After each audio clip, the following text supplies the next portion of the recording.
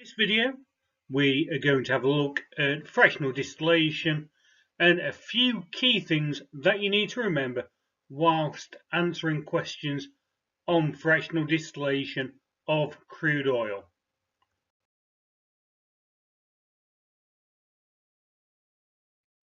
The best way to go and use this video is to follow the link below, download the worksheet, make sure that you're going through answering the short questions and making key points from the video.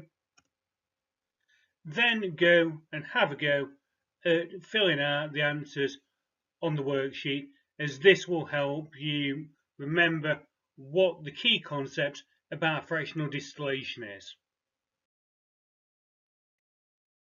So fractional distillation is all about the separation of hydrocarbons.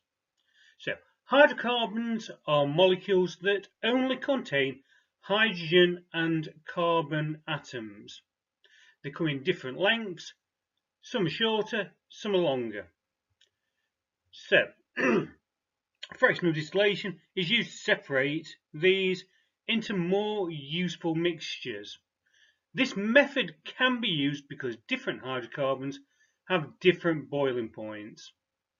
Shorter hydrocarbon molecules have weaker intermolecular forces which lower the boiling points. The smaller they are, the more volatile and flammable they are. So the shortest hydrocarbons have very low boiling points, and they do not condense but leave the column as gas at the top. So if we actually physically go and look at our fractional distillation column, it's a long column, it's hotter at the bottom, cooler at the top. Some key things that you must remember and must include when answering questions on fractional distillation is that crude oil is heated to above 350 degrees. Remember that you are not burning the crude oil, you are just causing it to vaporize. So these vapors all go into the fractional distillation column. As previously stated, at the bottom it's a lot hotter than at the top. So the vapors move up the column and condense out at their boiling points. So different substances condense at different levels up the column. Low boiling points you find at the top of the column, high points will be at the bottom, so that different fractions, so different liquids made from the crude oil can be separated out at different points. Just to reiterate, remember that this can be done because fractions of substances have a range of boiling points. So each fraction will not just have one type of molecule, but will have a few different molecules within that range.